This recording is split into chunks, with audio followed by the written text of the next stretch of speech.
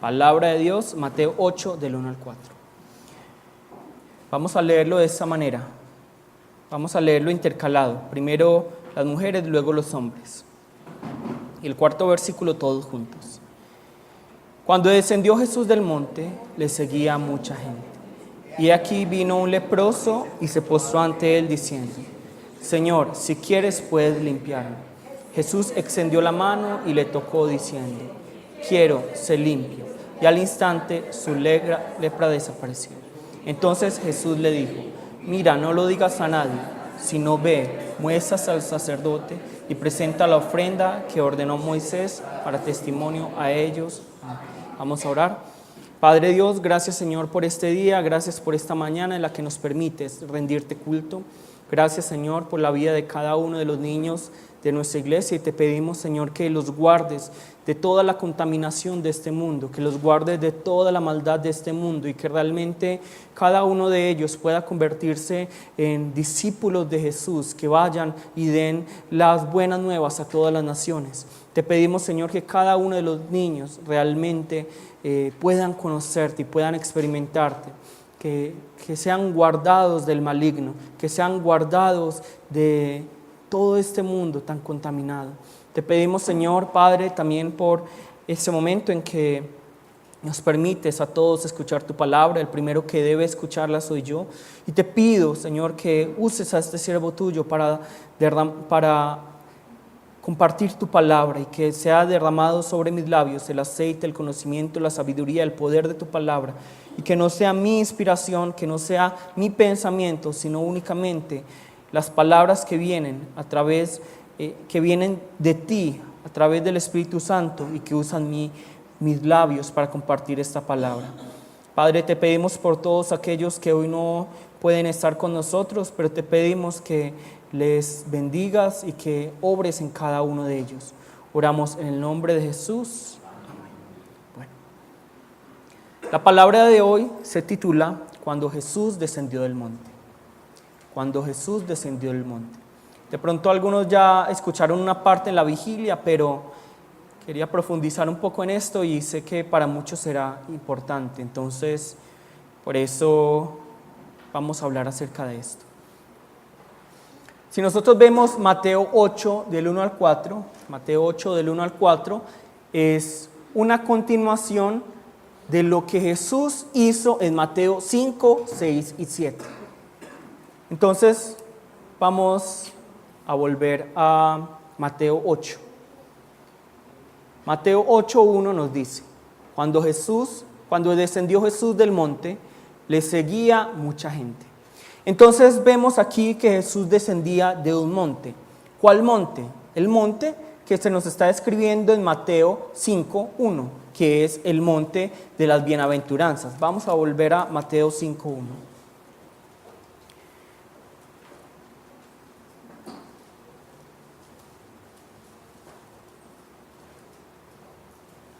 Mateo 5:1. Entonces vemos aquí: viendo la multitud, subió al monte y sentándose, vinieron a él sus discípulos. Entonces vemos que Jesús vio la gran multitud, subió al monte de las bienaventuranzas y da este gran sermón. Un sermón que nosotros lo vemos aquí resumido, pero pudo haber durado más de 2 horas. Realmente esto es solo un resumen. Imagínense, más de 2 horas. Imagínense que yo estuviera predicando aquí más de 2 horas. ¿Quiénes podrían permanecer? Muchos no podrían hacerlo. Muchos se irían, algunos se quedarían dormidos, algunos harían huelga. Pero aquí vemos a las personas escuchando esa prédica de Jesús con suma atención. Una gran multitud subió al monte con Jesús y estaban escuchando esa prédica. Y se imaginan qué bueno habría sido poder haber escuchado nosotros esta prédica. Escuchar Jesús cuando elevaba su voz, cuando bajaba su voz, cuando se detenía, cuando hablaba rápido, cuando hablaba lento. Y seguramente entre la multitud que pasaba cuando escuchaban esta prédica, algunos se alegraban, algunos lloraban, algunos se empezaban a preocupar, algunos se empezaban a examinar, otros de pronto escuchaban y no escuchaban a profundidad.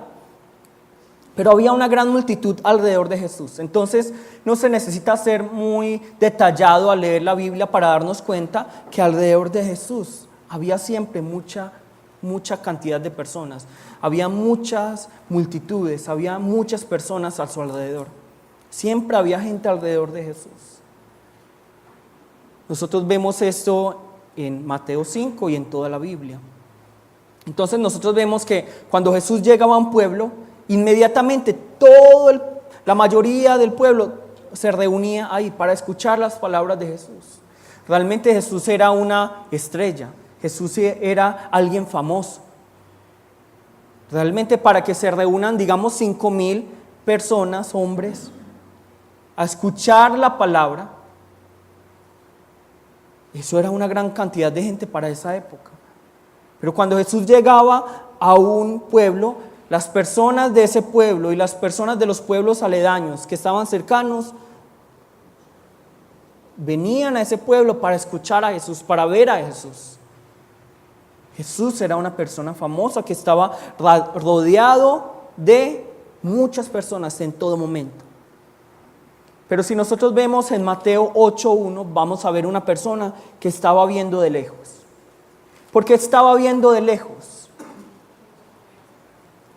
¿Por qué estaba viendo de lejos? Porque decía, no, es que yo no me quiero acercar a Jesús. No era eso. O porque de pronto solo podían ser parte de la multitud pagando. Tampoco era eso. O porque era solo para un tipo de personas. No era eso. Realmente entre la multitud habían personas ricas, pobres, había personas de alto estatus, de bajo estatus. Había gran cantidad de personas. Pero solo una persona, nos muestra aquí la Biblia, no se podía acercar a Jesús. ¿Quién era? Un leproso. Un leproso no podía acercarse a Jesús.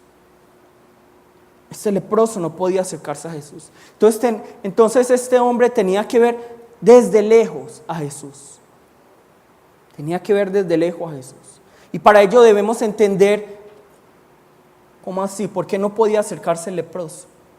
Vamos a buscar Levítico 13, 45 al 46.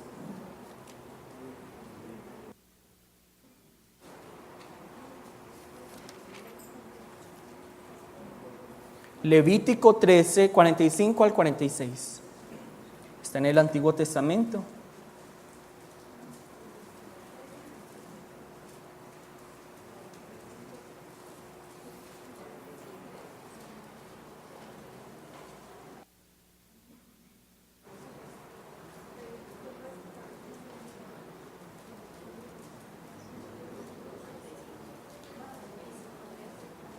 Levítico 13, 45 al 46.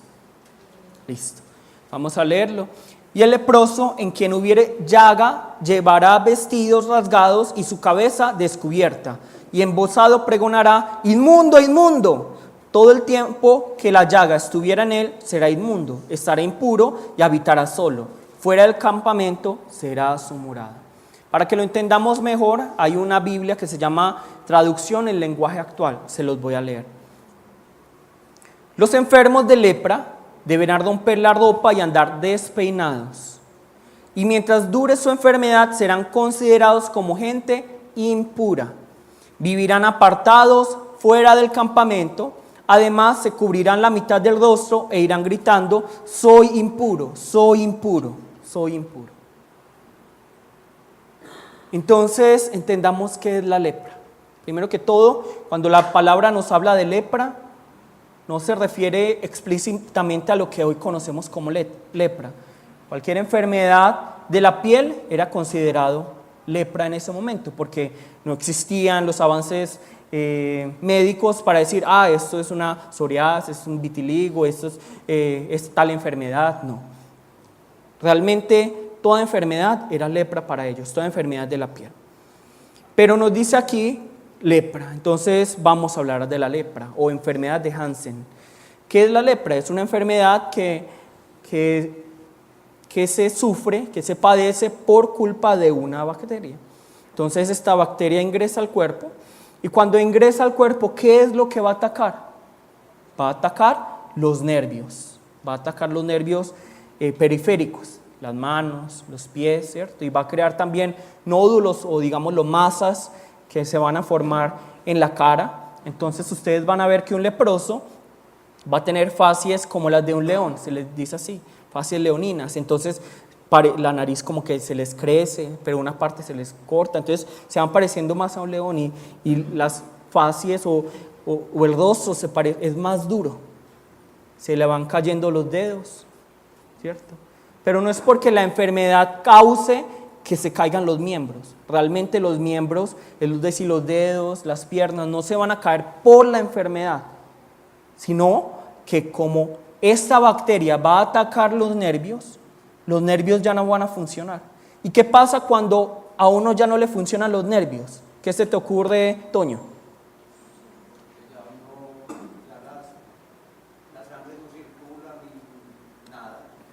No, la sangre puede circular, pero ¿qué pasa cuando a uno se le dañan los nervios? No va a sentir, no va a tener sensación.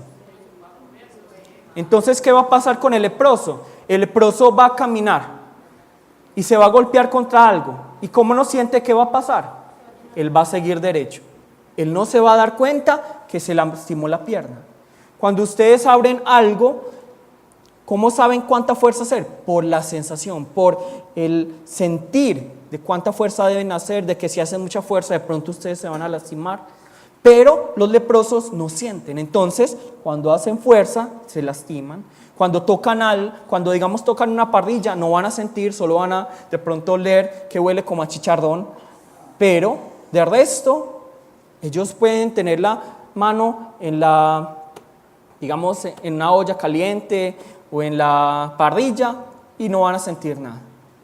Entonces, por eso, ¿qué es lo que va pasando?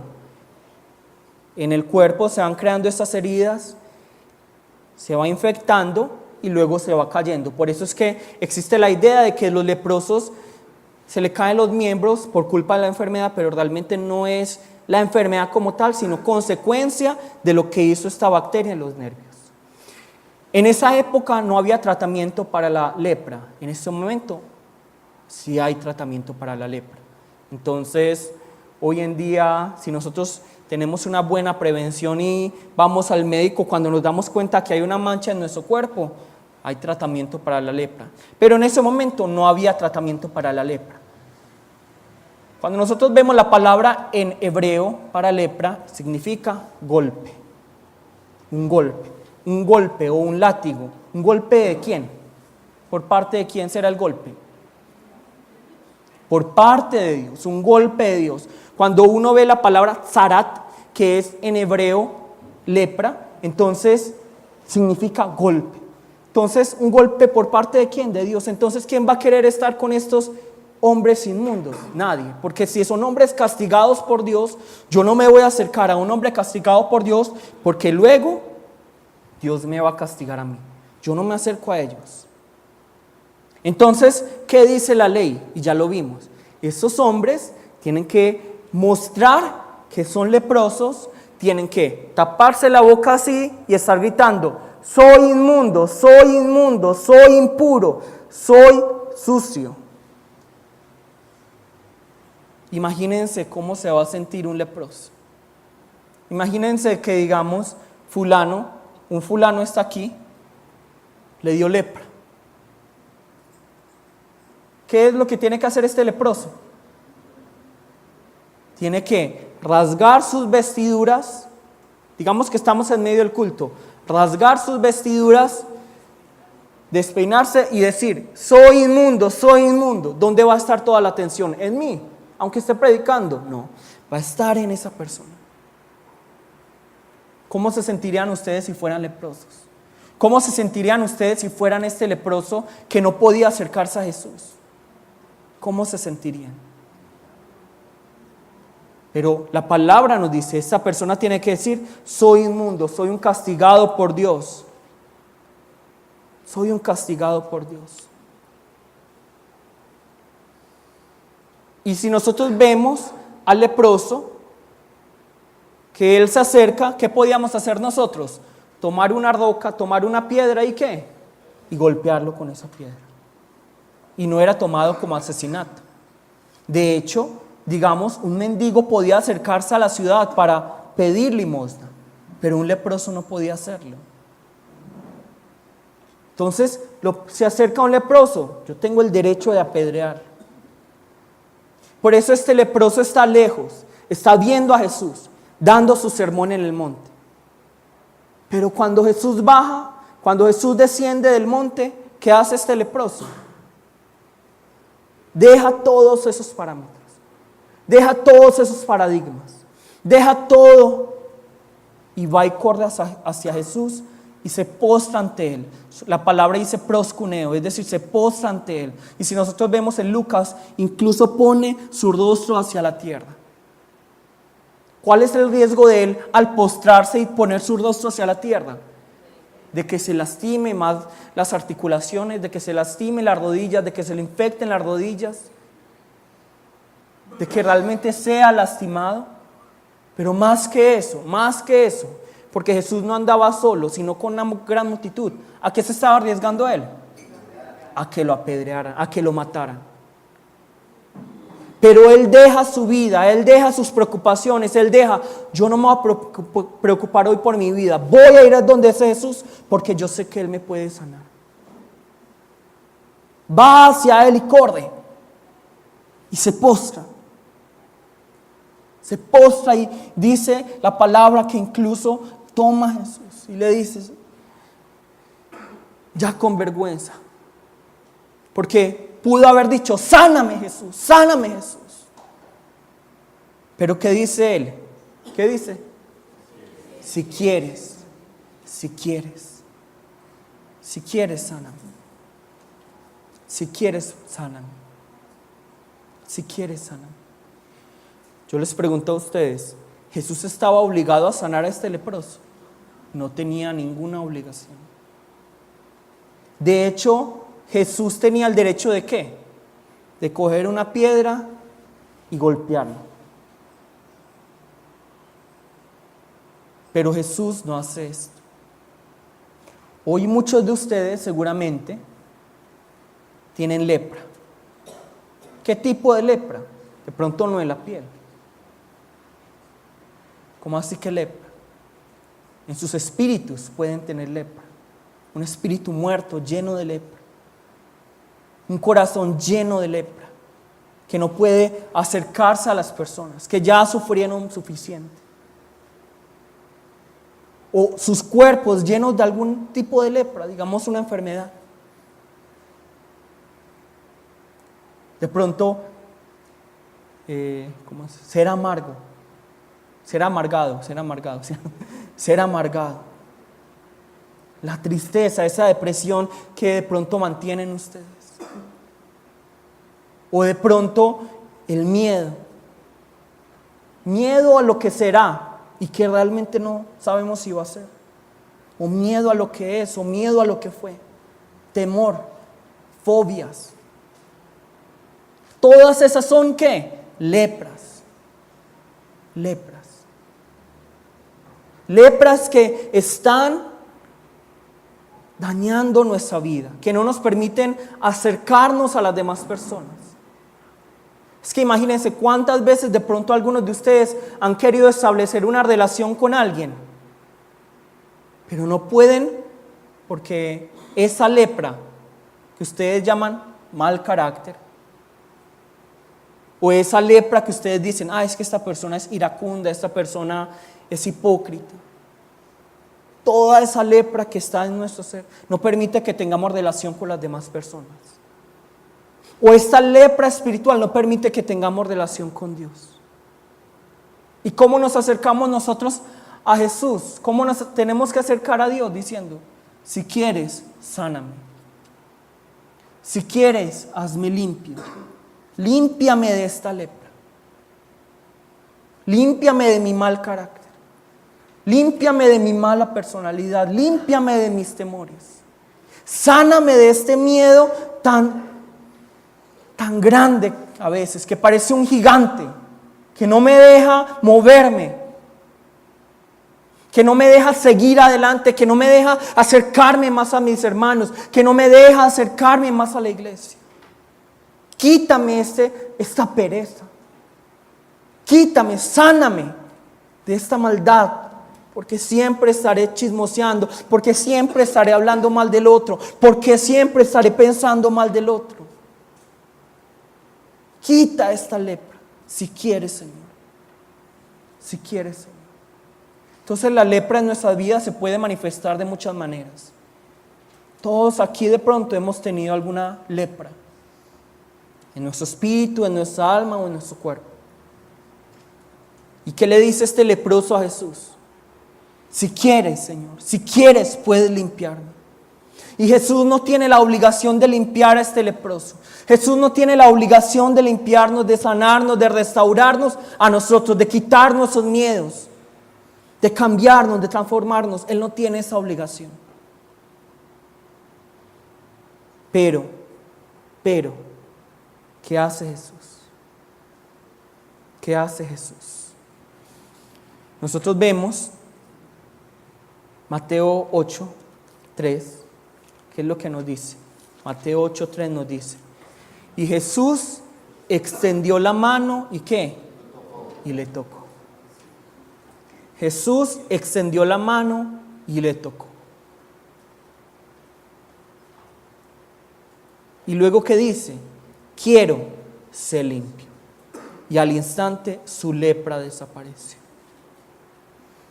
Nosotros sabemos que Jesús es ¿quién? El Hijo de Dios. Entonces, como Hijo de Dios, Él con su palabra, ¿qué podía hacer? Sanar a este leproso. Solo con decir, sánate. Solo con decir, sé limpio. Pero ¿qué hace Jesús? Jesús no habla primero. Jesús, ¿qué es lo que hace primero? Extiende su mano. Y este leproso, cuando alguien extendía la mano hacia él, generalmente, ¿qué es lo que sufría? Un puño, que le tiraran una piedra. Entonces seguramente este leproso, ¿qué fue lo que hizo? Hizo así. Por temor de que de pronto lo fueran a golpear, de que lo fueran a apedrear. Pero Jesús extiende su mano. Imagínense cuán oloroso, cuán deforme debió haber estado este leproso. De pronto ya estaba lleno de pus, de heridas, la piel dura y con un olor ya ácido porque de pronto no había tenido la oportunidad de bañarse. Si uno huele maluco luego de no bañarse 2 días, imagínense este leproso. No podía acercarse a un baño público, no podía decir, me presta la ducha. No podía acercarse a un médico, sino que tenía que estar apartado, lleno de su pus, lleno de sus heridas. ¿Y qué hace Jesús? Jesús no dice, guácala. Jesús no toca con los dedos así, Jesús extiende su mano y le toca. ¿Por qué Jesús, en vez de decir sánate para no tocar al leproso, toca a este leproso? Porque lo que más necesitaba este leproso en ese momento no eran palabras de sanidad, sino que el calor, el amor del Padre, el amor de Dios, el amor que provenía por parte del Padre a través de Jesús. Y también el calor y ese amor que provenía por parte de Jesús siendo hombre. Muchos de nosotros necesitamos muchas cosas en nuestras vidas para ser sanados y no es riqueza. Y de pronto no es salud, sino primeramente que el Señor sea quien toque nuestras vidas. Y el Señor sabe cómo debe obrar con cada uno de ustedes. ¿Cómo debe obrar con cada uno de ustedes? Hilda, Dios sabe cómo obrar contigo. Paula, Dios sabe cómo obrar contigo. Ángela, Dios sabe cómo obrar contigo. Ingrid, Dios sabe cómo obrar contigo. Dios sabe cada una de las personas qué es lo que necesita, cómo necesita ser sanado. Y Dios, ¿qué es lo que hace? Dependiendo, si nosotros necesitamos palabras, Dios nos habla. Si Dios sabe que nosotros necesitamos ser tocados, Dios nos toca. Dios sabe cómo tratar con cada uno de ustedes.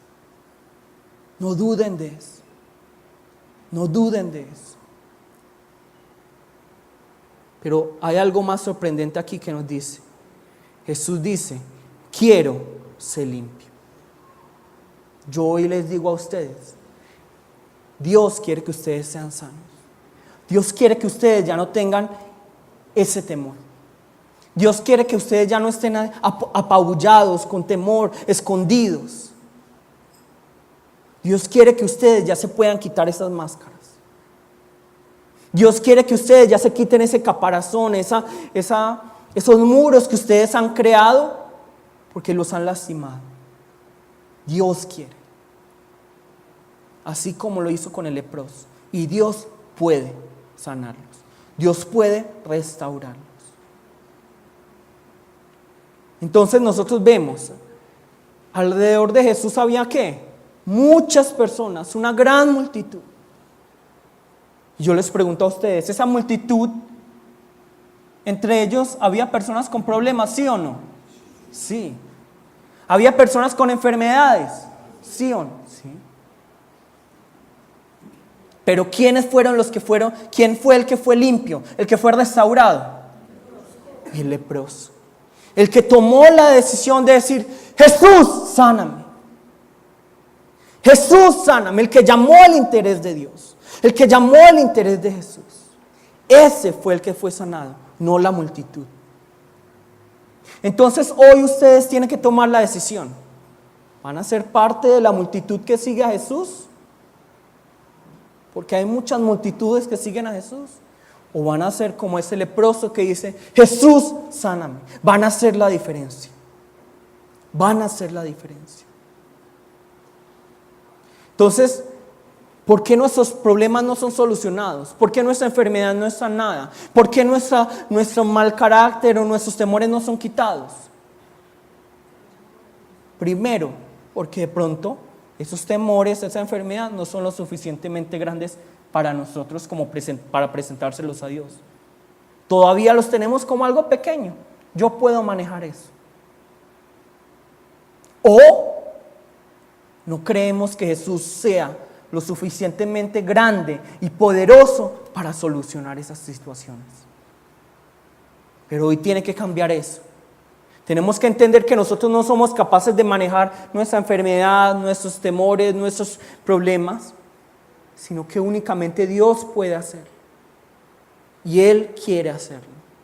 Pero tenemos que llamar su interés. No podemos quedarnos con la multitud. Vamos a buscar Génesis 1:1.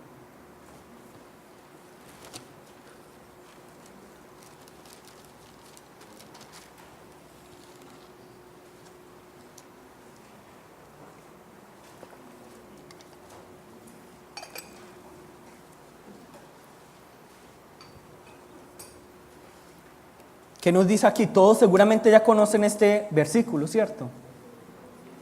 En el principio creó Dios los cielos y la tierra. En el principio creó Dios los cielos y la tierra. Yo les pregunto, ¿este versículo comienza con una pregunta? ¿Con una duda? No. Comienza con una declaración. En el principio creó Dios los cielos y la tierra. No comienza, y si en el principio creó Dios los cielos y la tierra. O digamos que en el principio creó Dios los cielos y la tierra. No. Dice, en el principio creó Dios los cielos y la tierra. La Biblia comienza con una afirmación, con una declaración. Y si nosotros no creemos desde aquí, si nosotros no creemos que en el principio creó Dios los cielos y la tierra, entonces, ¿cómo vamos a creer en la Biblia? ¿Desde cuándo la Biblia dice la verdad si esto no es lo que creemos? Pero la palabra nos dice, en el principio creó Dios los cielos y la tierra. Y tenemos que tener esta fe. Y hay dos tipos de fe. Hemos hablado que está el tipo de la fe que es como simplemente como abstracto. El que tenemos en la cabeza, memorizado. Porque muchos de aquí de pronto hemos memorizado muy bien. Dios es bueno, Dios es santo, Dios es justo. Pero cuando uno les pregunta, pero Dios cómo es bueno, cómo es justo en sus vidas, ellos no saben decir nada. Solo dicen, es que el pastor dijo que Dios es bueno y justo. Pero ¿qué pasa con estas personas, con esta fe? Que cuando alguien habla más duro, que cuando alguien viene con mayores razones, que cuando viene una dificultad, que cuando vienen aflicciones, esa fe, ¿qué le pasa? Se desvanece, se desaparece.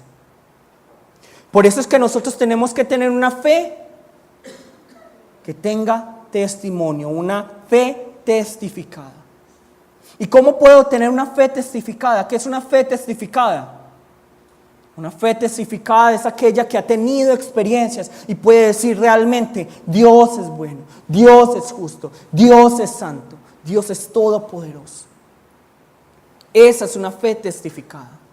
Y esa es la fe que cada uno de nosotros debe tener.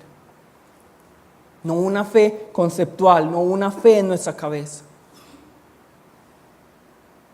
Y muchos de pronto lo tenemos en nuestra cabeza. Ahora, ¿cómo podemos saber si yo tengo una fe conceptual o una fe testificada? Yo les pregunto a ustedes, ¿cómo puedo saber si tengo una fe conceptual o una fe testificada? ¿A través de qué? ¿A través de qué? A través de las dificultades. A través de los problemas. A través de lo duro que es la vida. Ahí es cuando yo me puedo dar cuenta que tengo una fe conceptual o una testificada. Entonces, irónicamente, ¿cómo puedo convertir yo una fe conceptual a una fe testificada? ¿Cómo? Enfrentando y venciendo esas situaciones. Enfrentando y venciendo esas situaciones. Recuerden esto. Dios es un Dios bueno. Dios es un Dios amoroso. Recuérdenlo bien. Pero, Él, en su bondad y en su amor, va a permitir que en nuestras vidas haya dificultades. Él en nuestras vidas va a traer situaciones que no nos van a parecer cómodas, situaciones adversas. Y puede que no hayamos hecho nada mal. Puede que no hayamos pecado en contra de Dios. Pero si nosotros vamos madurando en la vida de fe, nos vamos a dar cuenta que a pesar que nosotros seamos excelentes cristianos, van a venir dificultades a nuestras vidas. Van a venir muchas dificultades. ¿Y qué dicen las otras religiones? Aguante. Pero vamos a buscar qué nos dice Santiago 1:2. Santiago 1:2.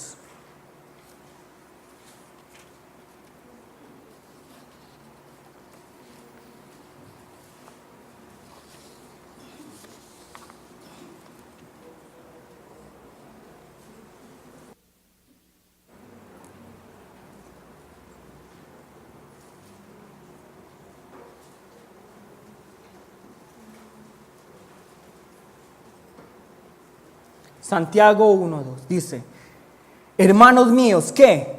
Tened por sumo gozo cuando os halléis en diversas pruebas. ¿Quiénes de ustedes se gozan en las pruebas? No es fácil. Pero aquí la palabra nos dice: tened por sumo gozo. Ninguno de los cristianos en la Biblia, ninguno de los discípulos de Jesús, y ni siquiera Jesús pueden decir: la vida en esta tierra fue muy cómoda porque estoy cerca de Dios. Y ninguno de ustedes puede decir: es que si yo estoy cerca de Dios, todo va a fluir. Van a venir dificultades, van a venir situaciones adversas, van a venir diversas pruebas. Pero ¿qué tienen que hacer en ese momento? Gozarse. ¿Por qué me voy a gozar yo? Porque el gozo, porque la prueba, ¿qué es lo que va a producir en mí? Paciencia. Porque la prueba, ¿qué es lo que va a producir en mí? Conocimiento de Dios. Porque ¿qué es lo que va a hacer la prueba en mí? Hacer que yo conozca más a Dios. ¿Dios necesita eso? No.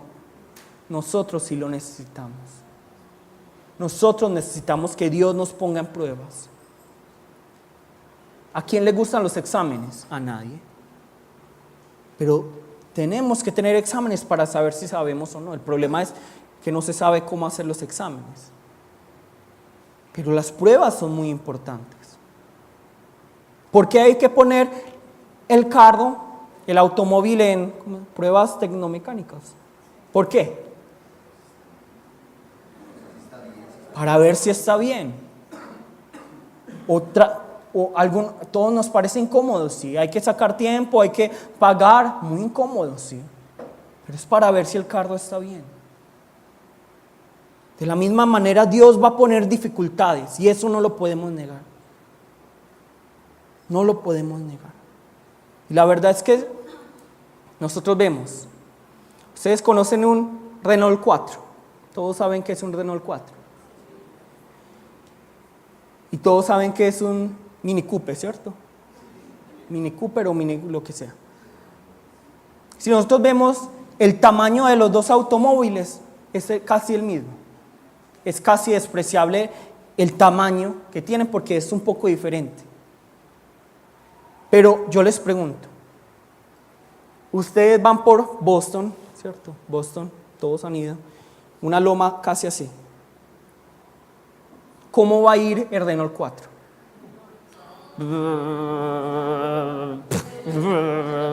Y si hay un semáforo en rojo, ¿qué va a hacer? Uno dice, ojalá no me toque el semáforo en rojo. Porque cuando llega el rojo, y como ese no era automático, yo no sé si había versión automática, ¿qué le va a pasar al carro? Se va para atrás. Se va para atrás. Ahora pongan de pronto un Mini Cooper en esta loma. ¿Cómo va a ir?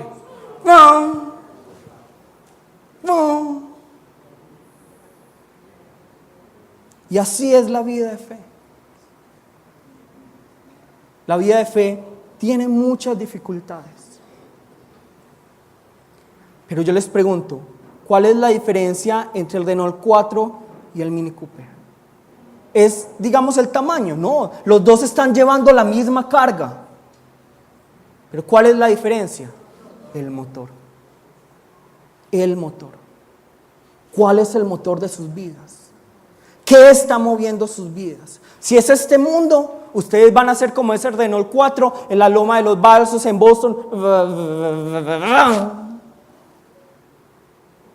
Pero si su motor es Jesús, pero ustedes se van a dar cuenta que muchas veces la vida no es tan fácil y muchas veces nos vamos a encontrar con estas lomas y vamos a ser como ese Renault 4. Y la primera vez, ¿uno qué hace? La segunda vez, luego van a ser 10, porque las dificultades no vienen solo una vez en la vida, no. Cuando vino la primera, luego ¿qué viene? La segunda, la tercera, la cuarta. ¿Y qué van a decir las personas que nos ven subiendo la loma a nuestro alrededor? Uy, no. Qué vida tan difícil. Yo no quiero esa vida. Pero cuando ya nos ven subiendo esa loma, cuando ya llegamos a la cima, ¿qué van a decir? ¿Y tú cómo haces para subir esa loma sin quejarte acerca de Dios? Pero cuando uno va subiendo lomas, digamos en Boston, en los Balsos, ¿uno qué hace? Uno ya empieza a conocer su automóvil. Y uno ya va sabiendo cómo se sube la loma. La primera vez uno no sabe. La segunda uno como que. La tercera, pero ya la vez número 100, esa loma ya es para uno ¿qué? Plano. Un plano. De la misma manera, en nuestra vida de fe hay dificultades, pero Dios las pone. ¿Para qué? Para que esas dificultades se vuelvan planos en nuestras vidas. La otra vez tuve la oportunidad de subir al Peñol. Y si uno ve el Peñol, es una vista hermosa. Uno ve la represa, uno ve las montañas. Pero ¿quién puede ver eso realmente? ¿Quién puede experimentar eso? El que sube hasta la cima. Los otros pueden quedarse viéndolo en libros o en videos. Pero el que sube hasta la cima y ve eso, puede contemplar la hermosura. Solo cuando ustedes decían, yo voy a subir, voy a sobrepasar estas dificultades, ustedes van a ver la hermosura y la gloria de Dios obrando en sus vidas. Van a ver Dios cómo sana al leproso en sus vidas. En Corea, cuando uno va a Corea, por ejemplo, yo le pregunto a mi papá, y yo también, uno tiene muchas ganas de comer diferentes comidas. Entonces hay una comida jajangmyeon, ¿cierto? Y se los voy a describir, es unas pastas, unos fideos que tienen carne, que tienen vegetales, y es una salsa negra, una salsa café. Entonces uno se los come y es como dulcecito, y a uno le encanta comérselo con un rábano que se le pone como un tinte amarillo y es como un pickle, ¿cómo se dice pickle? Un pepino agridulce, uno se lo come y luego pone cebolla en salsa negra y uno, ¡ay, tan rico! Y al lado está también, a uno le encanta, como el champón, que sería como una salsa picante con mariscos y fideos. Y también a uno le encanta comer, porque siempre tiene que ser, cuando uno come quiere cuando uno quiere quiere este. Y no puede faltar siempre la carne agridulce. Entonces uno come entonces ya viene en combo, 3 por 1. Entonces uno se lo come. ¿Alguno de ustedes puede decirme es rico o es maluco? No. ¿Por qué? Porque nunca lo han gustado, nunca lo han visto. Nunca lo han gustado. En cambio, mi papá, yo, de pronto, las personas que hayan ido a Corea o los coreanos que vengan acá van a poder decir, a mí casi no me gusta este picante, me parece muy picante.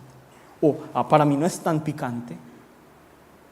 Para mí este champón me parece que no es tan picante. No me parece que jajangmyeon es mejor que digamos que el pollo agridulce, yo prefiero comer. No pueden decir ninguno de ustedes. El que puede decir, el que ha experimentado. Vamos a buscar ya para que terminemos Salmos 34:8.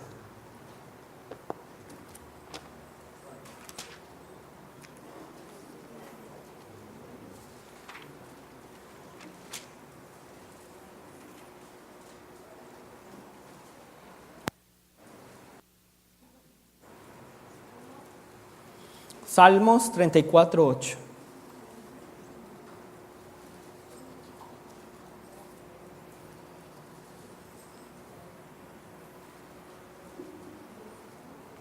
¿Qué nos dice aquí? Gustad y ved que es bueno Jehová. Dichoso el hombre que confía en él. Gustad, participen, experimenten, gusten. En otras palabras, prueben que realmente Dios es bueno, que Jehová es bueno. Prueben. Prueben ustedes que Dios es bueno. Prueben ustedes que Dios quiere obrar en sus vidas. Pero para eso ustedes no pueden ser parte de la multitud, sino que tienen que ser de los que sobresalen y dicen, Jesús, sáname.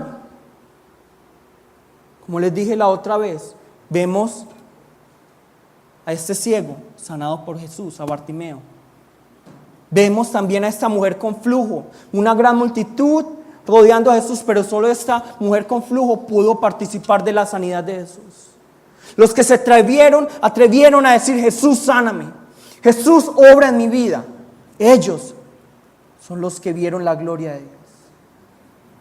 Entonces, hoy quiero realmente que tengamos en cuenta esto. Tengan vehemencia, tengan pasión, realmente tengan deseo, un anhelo grande por las cosas de Dios. Y van a ver que Dios va a obrar en sus vidas. Vamos todos a ponernos de pie, por favor.